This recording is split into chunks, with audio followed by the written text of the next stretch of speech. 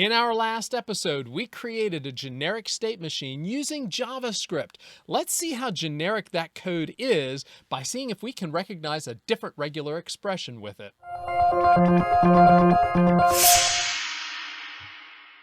Now, in our last episode, we tried to represent a state machine, the theory, using code. And we had a couple of things that we needed to represent. One was the list of states. We used an array of strings to represent the list of states. We also needed the initial state.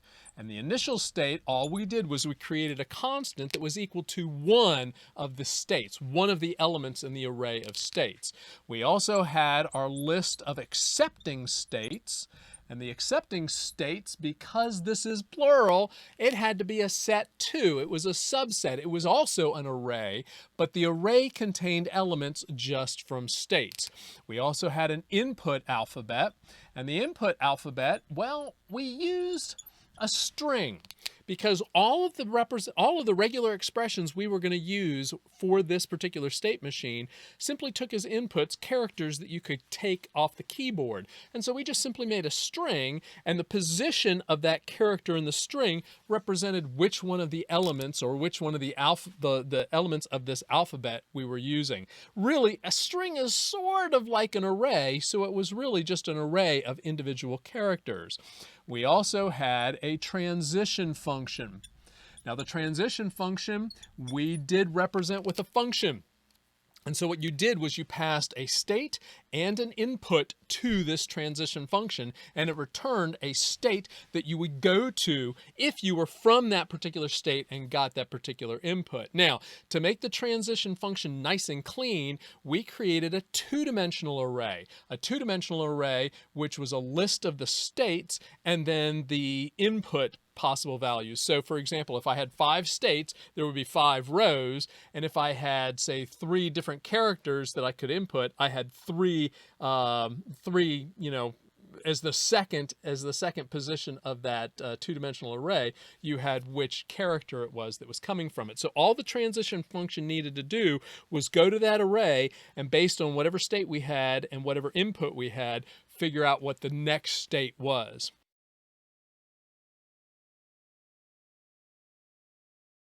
So the idea is to see how well we can adapt that JavaScript from last time into a new regular expression. And the new regular expression, well, that regular expression that we were doing was checking to see if a sequence of coin tosses always ended in 2 tails. That was our accepting state. There was one accepting state, and that one accepting state said, yes, the last 2 coin flips were both tails. Now, the regular expression we're going to be using for this video is one that we actually developed in an earlier video where we did a quick non-deterministic to deterministic finite automata conversion.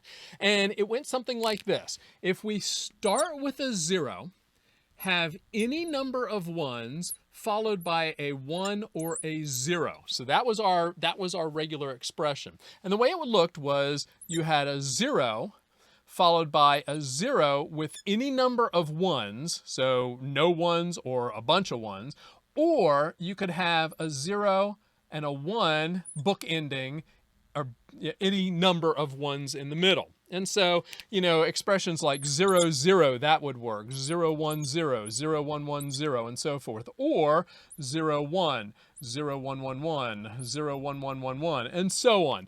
Those are the kinds of expressions or patterns that we're looking at. Now, the difference between this particular regular expression and the one that we had before is that this one actually has a point in which you get to there's no way that this sequence of 1s and 0s can be part of the regular set that's generated by this regular expression.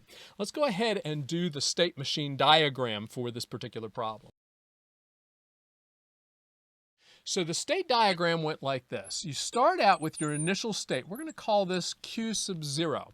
Now, this is just, we don't have any characters. Now, the first character has to be a 0. So we're going to go to Q1 if we have an input of 0.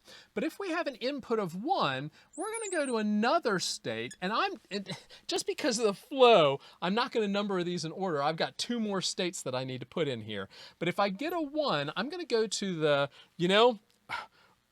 there's no way out of this. We failed. There's the string that we've received is not going to be matching this regular expression. So we're going to call this one Q4. And you get to this one basically once the regular expression is not satisfied. All right?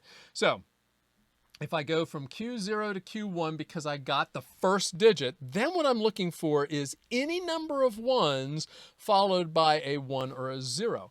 Well, we're going to go to Q2 when we get a 0. And so that would be, I got a 0, no ones, followed by a 0. So this actually would be satisfactory for matching this regular expression. So this is actually an accepting state. We haven't finished yet because there's a lot of cases that we haven't represented here, but in general what we're looking at is this actually shows the path. I got 0, 0, that's fine. From Q1 though, I also need to know what happens if I get a 1. Well, it turns out if I get a 1, then I'm also going to go to accepting state. So that would be a 0 followed by no ones followed by a 1. So that'd be this 0, this 1, and no ones in between. We're going to call this guy Q3. All right. It is also an accepting state. Now, it actually turns out we have all of the states we need. Q0, I've got what happens for 0 and 1. Q1, I have what happens for 0, 1. Q2, I need to figure out what happens for 0 and 1. If I get a 0 from Q2, that means I got a 0 followed by a 0 followed by another 0. There is no pattern defined by this regular expression that contains 3 zeros. If it contains just 1 0, it has to be the first one. If it contains 2 zeros, it has to be the first 0 and the last 0. None that contain 3 zeros. So we have to go to this error state, right? Or this non-accepting state. We didn't get it. If I get a 0. What happens if I get a 1 for Q2? Well, if I get a 1 for Q2, that would be 0, 0, 1. Also not possible for this regular expression. So I'm going to simply say, if I get a 0 or a 1 coming out of Q2, then I have to go to this, hey, it wasn't a matching regular expression. It didn't match our regular expression. All right, so I've got 0 and 1 coming out of Q2. Now I figure out what happens for 0 and 1 coming out of Q3. Well, if I get a 0 coming out of Q3, that means I got a 0 followed by a 1 followed by a 0. Well, that works. 0 followed by 1, 1 followed by a 0. And believe it or not, our work in that video where we converted a non-deterministic to a deterministic finite automata showed that bringing a 0, 1, 0 will bring us up to this state where we ended in our final 0. So this state right here is really, I started with a 0, had some number of 1s in the middle, followed by a 0. That's still an accepting state. Once you get another 0 or 1 out of that, though, we're going back to this Q4. So I've got 0 and 1 coming out of here. I've got 0. Now I need a 1 coming out of Q3. What happens if I get a 1 coming out of Q3? Well, that happens when I get a 0 followed by a 1 followed by a 1. So remember, this regular expression allowed for the pattern where you started with a 0, had a 1, and in fact had any number of 1s, we're still matching our regular expression. So as long as you keep getting 1s, we're going to stay in Q3. So I've got my 0 and 1 coming out of Q3. Now I need my 0 and 1 coming out of Q4. Well, Q4 is there's no way we can match this regular expression. So it really doesn't matter how many 0s or 1s you get. When you're in Q4, you're staying in Q4. Let's do the transition table for this.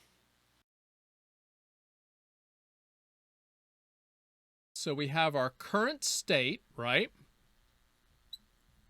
And there were 5 of them. There was Q0, Q1, Q2, Q3, and Q4. All right. Now, what we're looking at is based on our input. If we get a 0 or we get a 1, which state are we going to? What is our next state? Well, remember, if we're in Q0, and I shouldn't have erased my tray. In fact, through the magic of computing, let's go ahead and put this state diagram back up here. All right. Now, if we're looking at our state diagram, if you go to Q0, what you're doing is you're going to, if there's a 0, you're going to Q1. And if I'm in Q0 and I get a 1, remember Q0, that is our initial state. So that would mean if I'm in Q0 and I get a 1, that means our first character we received, well, that was a 1. And that is not possible, so we go to Q4, which was our, we don't have anything. There's no way that we can possibly match this regular expression state. Now, if we're in Q1 and we get a 0, what that takes us to is Q2. Q2 was our, we got a 0, starting with a 0, ending with a 0, any number of 1s in the middle. If we're in Q1 and we get a 1, that took us to Q3, which was our, we got a 0, we got a 1. And actually any number of 1s, but it ended in a stream of continuous 1s. Now, remember, Q2 and Q3, those were our accepting states. So in both of these cases, whenever you go from Q0 to Q1 and then Q1 to Q2 or Q3, then you've got an accepting state.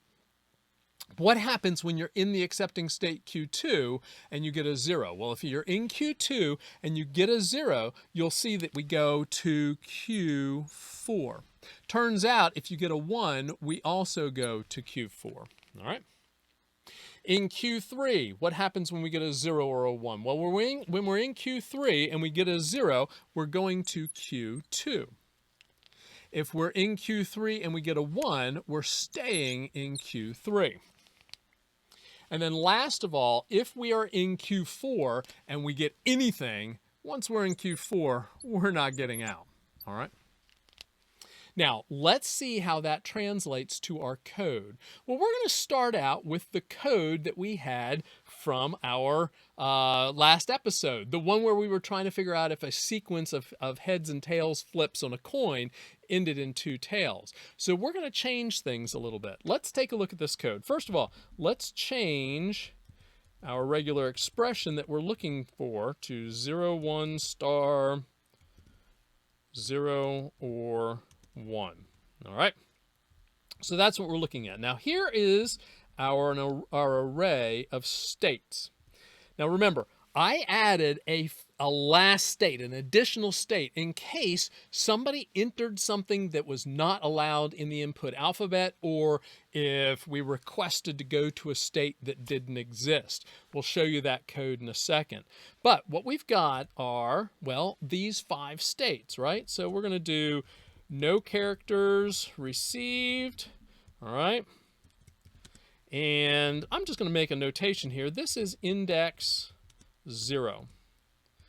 Now, after no characters received, so that's this guy right here. That's Q0. Now, we've received, and I'm going to abbreviate things just to keep everything on the screen. So, received initial 0. So this very first 0, remember, that's going to bring us, if we get a 0, the only thing that brings us to Q1 is the first digit being a 0. So we're just going to say received initial 0. This guy is going to be, let's see, let's make this all lined up. Index 1. Now what's next? Well, Q2 we get to if we've received a 0 and received another 0. So the beginning and the ending are 0. So basically what we've received is, and I'm going to write this as a regular expression. What is Q2? Well, remember, Q2 is a 0. We get a 0 followed by another 0. That brings us to Q2. But the other thing that brings us to Q2 is if we've received the starting 0, received any number of 1s, and then received an ending 0. So that's this 0 and 0 with any number of 1s in the middle. So this is going to be 0, 1, star, 0. All right. So that is going to be our index 2. Now we're going to do Q3. Now Q3 was, we had 1, 0, right? We had our starting 0. We got at least 1, 1, right? So we got 0, 1, 1, Q3. And then what we're looking at is a 0 is going to end it at Q2, and a 1 is going to get to an accepting state in Q3. So we're looking at received 0, 1, star 1. All right. And that's going to bring us to index 3. Now, the last state, Q4. Q4, remember, is our doesn't match the regular expression. So we've got doesn't match regEx. All right, and that's going to be index 4. And then we're also looking at just going ahead and keeping, we need to make sure we have our comma there, keeping our error condition here, index 5. Now, our initial state, still Q0. Our accepting states this time, they're a little bit different. We have the accepting state of Q2, which is index 2, and we also have state 3 in this case. And state 3 says, well, we ended in a 1. So ended in a 0, ended in a 1. So we actually have 2 accepting states in this case. Our error condition or error state this time is Q5, so index 5. That's our error condition. Our input alphabet changes to 0 and 1. Now, the only other thing we should really need to change is our transition table. So we still have those 3, well, now we have 5 states, right? So we've got 0, these are the indexes we're using. So 0 all the way up to 5. Now we just need to set up the lists or the arrays. So the first element of the array is what happens when we get a 0. The second element of the array is what happens when we get a 1. And they correspond to the positions in our string for the input alphabet. So what happens when we get a 0? What happens if we get a 1? If I had swapped those two, it'll have to swap the elements in the arrays for each one of these rows of our transition table. So we're looking at, well, let's see, state. We're going to state 1. If we get a 0, we're going to state 4 if we get a 1. And that should take care of that row. Then in the next row, we've got state 2 if we get a 0. And we've got state 3 if we get a 1. All right. Then the next row, we've got state 4 if we get a 0, and state 4 if we get a 1. What happens in state 3? Well, we get if we get a 0, state 3, we go to 2. And we go to state 3 if we get a 1.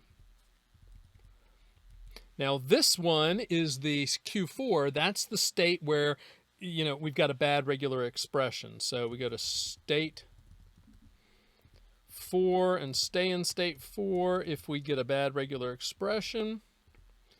And we also have this last one. This last state was our error state. Remember, that's the one where there was something wrong with our input sequence or the states. Something happened with the code. This is actually a failure state. This is not anything to do with one of the states of the original machine. In that case, we're just going to do similar to what we did in state 4. Once we get to the error state, we're staying in the error state. And that should be the list of all the states. Now, for our return next state, this is code that I tweaked the code. I added it because I forgot a little something last time. What I did was I said, if the input is included in our alphabet, remember this is return next state. So we get passed to us the current state and the input, and it's going to tell us what the next state to go to is. And so if the input is included in our input alphabet and the state is included in our list of states, then we're going to return the element pointed to in our transition table by the state and the input. Otherwise, we are going to return the error state. And remember, the error state is this last state, this index 5. All right. Let's go ahead and create this input string. So we've got our current state is equal to the initial state. We start out that way. I don't know. How about 0 and a whole bunch of 1s and a 0? All right. And then that's all we should need to change. In fact, if I had moved these two lines a little bit further up in our code, we wouldn't have even needed to go down into the actual function or main code that's being executed, because that's very generic.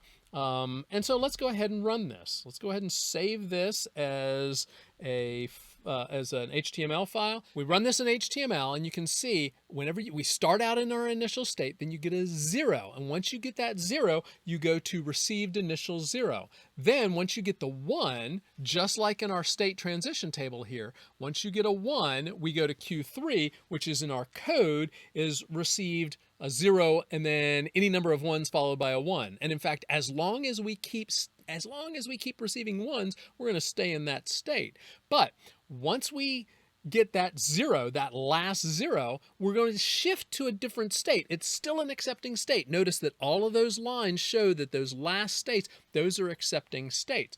Now, once we receive that last 0, we're going to shift to received 0, 1 star 0. That's still an accepting state, so it shows that that sequence that I put in, that is a regular expression. So let's go back to our code. And now what I'm going to do is I'm just going to insert a 0 in here, right? Just put a 0 somewhere. We're going to save this guy. And now when I go back to my code, you'll see that once we hit that 0, it then goes to Q4, which is the doesn't match any regular expression, right? Now, what happens though if I put an A in here, something that is not part of our input sequence? I'll save that. And now when I run that, you'll see that instead of reaching any one of the states that we've defined in our transition table, instead we reach an error state. In our next episode, what we're going to do is we're just going to show how we can shift this generic finite state automata into a Moore machine. And remember, a Moore machine said that what we're going to do is we're going to equate an output with each one of the states. Going to be a really simple and short video. Add a couple of lines of code and we'll get it done.